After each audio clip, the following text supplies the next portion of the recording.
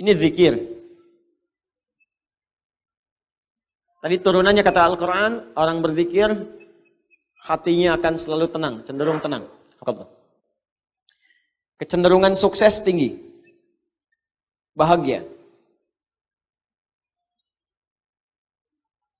Sudah? Meningkat kecerdasan. Cenderung pintar. Bertambah pengetahuan. Bentuknya dua. Bisa mengerjakan perintah, bisa meninggalkan larangan. Ini tinggalkan, ini kerjakan. Do it, live it. If'al, la taf'al. Kerjakan, tinggalkan.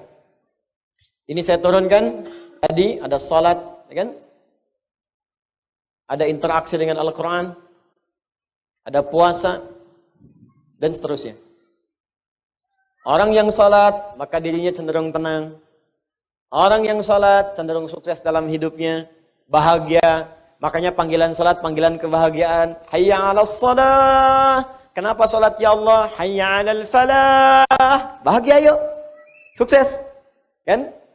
Cenderung kemudian pintar. Makanya banyak orang di masa lalu itu, ya ketika dia akan mengerjakan soal-soal salat, Pak, Bu. Imam Al-Bukhari itu menuliskan Sahih Al-Bukhari selama 16 tahun. 97 pembahasan. Setiap pembahasan itu berapa banyak hadis? Kitabul Iman 57 hadis. Ada Kitabul Ilmi sampai Kitabul Tijarah, Kitabul Mali terus sampai Kitabul Jihad. Banyak sekali. Ya, itu setiap menuliskan satu hadis salat 2 rakaat. Dituliskan pertama di Masjid Al-Haram, disempurnakan di Masjid Nabawi, 16 tahun. Semua ulama-ulama kita itu mustahil mereka bisa menulis kitab, merumuskan sesuatu, inovasi, penemuan baru, kecuali pasti rahasianya ini. Salat Al-Quran, salat Al-Quran. Ada orang mengkaji Al-Quran, tiba-tiba menemukan penemuan. Ya, Ibnu Firnas baca surah Al-Mulk ayat 19. Ya, ketika membaca ayat itu, Allah awalam yarau ila tayri fawqahum saffatin wa yaqbidna ma yumsikuhunna illa rahman. Apa engkau tidak analisis, perhatikan bagaimana burung bisa terbang di udara dengan dia mengepak-ngatukan sayapnya, dijaga oleh Allah. Kalau nggak dijaga nggak bisa terbang. Maka dilihat, oh Allah berkehendak bisa terbang. Karena apa? Kepak-katup sayap. Dilihat, dianalisis, bikin modifikasi sayap burung, terbang, naik ke atas bukit, sampai bisa terbang 20 meter. Ngelihat ke bawah, jatuh, meninggal. Nah, betul, ketika meninggal dan meninggalkan karya yang kelak itu jadi prototipe pesawat terbang di kemudian hari. Ya, ada lagi Jabir bin Hayyan baca Al-Hadid, Quran surah 57 ayat 25 sampai 26. Wa anzalnal hadid, kami turunkan besi dari langit. Besi bisa turun dari langit. Dilihat apa itu besi. Dicari besi. Sekarang terbukti meteor ada yang bahannya dari besi. Ya, turun dari langit. Waktu itu bingung, apa ini besi?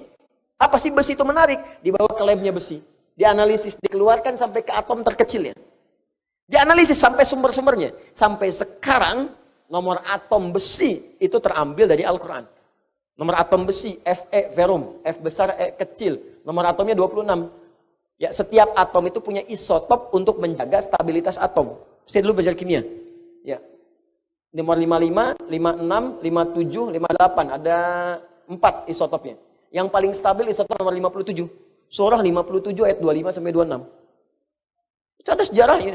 Bukan John Dalton yang pertama kali menemukan atom. Jabir bin Hayyan. Saya baca, kalau lagi kosong-kosong saya pergi ke toko buku. Saya beli itu buku kimia, buku fisika, matematika, latihan, lihat-lihat. Nggak tahu nanya. Buka YouTube, lihat, belajar. Saya baca, Pak. Ada anak mahasiswa datang, kamu dari mana? Kedokteran, Ustaz. Mau belajar apa? Ini, kamu bawa modul kamu kedokteran semua ke sini. Terangkan pada saya baru ajarkan pada kamu pengetahuan yang kamu inginkan. Jadi saya senang belajar. Baca. Dan ketika kita pelajari, ternyata semua relasinya dengan Islam itu tinggi. Ya, saya sering bahas, fisika juga banyak kaitannya. Fisika itu paling banyak. Karena fisika itu kaitan dengan metafisik. Metafisik paling tinggi itu ya belajar agama. Agama itu ya Islam. Makanya ketika orang belajar fisikanya benar, itu pendekatan ke Allahnya tinggi. Ya, dari bab pertama aja, bab gaya kan di fisika pertama kan. F1 sama dengan F2, gaya gerak sama dengan gaya dorong. Apa yang masuk itu yang keluar. Yang masuknya kecil, mukul kecil, maka bunyinya kecil. Mukul besar, bunyinya besar. Imannya sedikit, amalnya sedikit. Imannya kuat, amalnya makin kuat. Ya. Hukum gayanya, gaya berbanding lurus dengan tekanan. F berbanding lurus dengan P. Ketika orang ingin bergaya menunaikan ibadah, tidak akan luput dari tekanan. Ada hambatan. Apa di antara hambatannya? Banyak. Ada hambatan pribadi, hambatan di tengah. Mau berangkat ke masjid tiba-tiba hujan. Bagaimana mengatasinya? Rumusnya turunkan. Mau ke masjid hukum jamak qashar, S sama dengan V dikali T.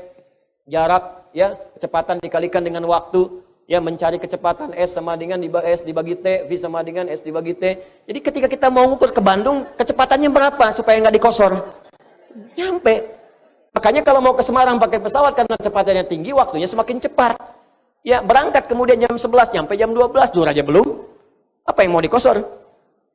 Jelas kan?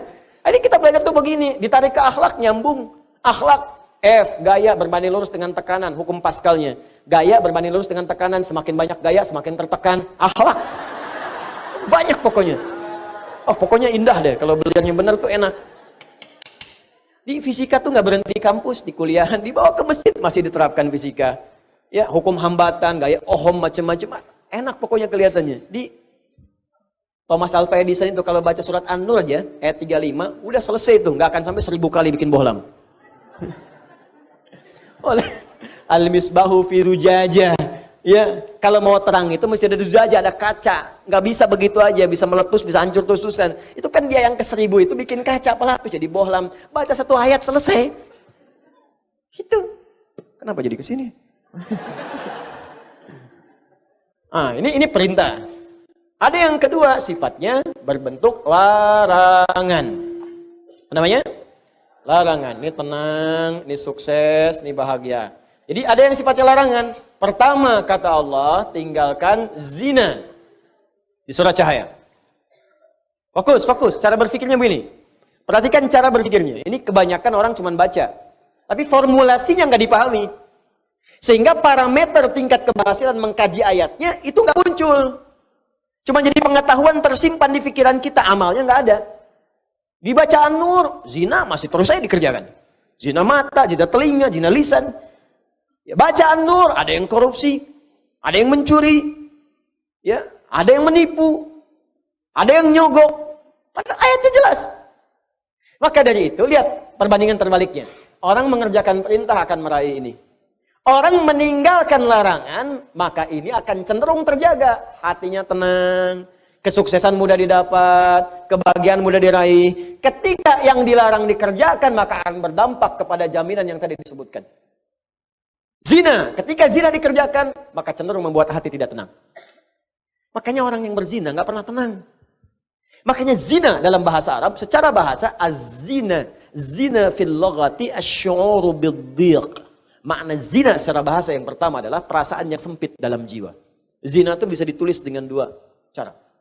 Begini, zai, kemudian nun, alifnya ke atas. Ini bahasa orang Najdiyin, zina. Ada bahasa orang Hijaz, zai, kemudian nun, alifnya ke bawah begini, zina. Bisa ditulis dengan dua cara. Ini alif yang tadi saya sebutkan, alif. Bisa begini, tegak. Bisa begini, ke bawah. Az-zina fil lughati lahu ma'anin katsirah wa minha asy-syu'ur bid-dhiq. Zina secara bahasa memiliki banyak arti. Di antara makna yang paling populer yang pertama adalah perasaan yang sempit di dalam hati. Makanya orang yang berusaha untuk berzina, awas hati-hati, melanggar ketentuan Allah, kata Allah tinggalkan dia kerjakan. Itu pertama akan menyebabkan hatinya terasa sempit. Sering gelisah. Makanya jangankan mengerjakan yang secara istilah, benar-benar dikerjakan hubungan seksual.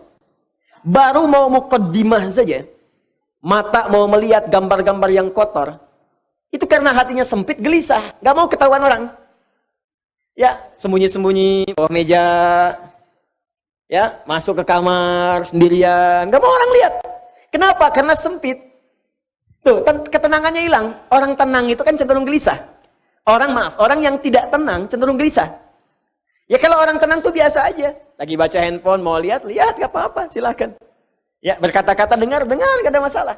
Tapi ketika ada orang berbuat hal yang dilarang tadi, berkata-kata gak mau kedengaran orang. Makanya transaksinya tertutup. Pakai kode-kode. Ya, di mana roti bisa ditemukan? Roti. Hah? Kijang satu. Kijang. Hewan yang disalahkan. Cek. Makanya kata-katanya cenderung diarahkan kepada yang lain. Kupu-kupu malam, kupu-kupu. Buaya darat, buaya. Buaya aja nggak ada yang begitu. Ya, coba lihat kehidupan buaya. Iya, ada buaya yang berzina. Ya, buaya emang hidupnya begitu. Ya, yang bayangkan. Jadi saya mau katakan, orang yang melanggar ketentuan ini pasti hatinya gelisah. Awas, suami yang mencoba, pria yang mencoba kemudian bergaul di luar hal yang dibenarkan dan mencoba untuk berzina, pasti akan gelisah hidupnya. Puncaknya apa? Kesuksesan akan berpengaruh. Betapa banyak karir hancur gara-gara kemudian perbuatan ini. Ya, betapa banyak kebahagiaan hilang, hancur rumah tangga, berpisah kemudian, anak-anak kemudian jadi terlantar. Makanya mikir dulu, kalau ada orang sudah berumah tangga, ada anak, berpikir untuk berbuat yang ini, mikir anak-anak Anda, kasihan. Anda tega kemudian dia diolok-olok di sekolahnya. Bapak kamu pezina ya? Ibu kamu selingkuh ya? Anak Anda mau berbicara seperti apa? Dia masih kecil. Butuh perhatian yang dalam. Makanya orang yang berbuat hal yang seperti ini, pasti pertama akan terganggu kemudian ketenangan jiwanya. Kesuksesannya akan berpengaruh. Kebahagiaannya akan sirna. Dan yang paling dahsyat adalah, biasanya, ini akan fatal. Berpengaruh kepada kecerdasan dan yang lainnya. Ya, bisa kecerdasan kepada otaknya, intelektual. Bisa kecerdasan pada emosinya. Banyak kok Ustadz, orang yang zina pintar, pintar otaknya, tapi emosinya tidak ada.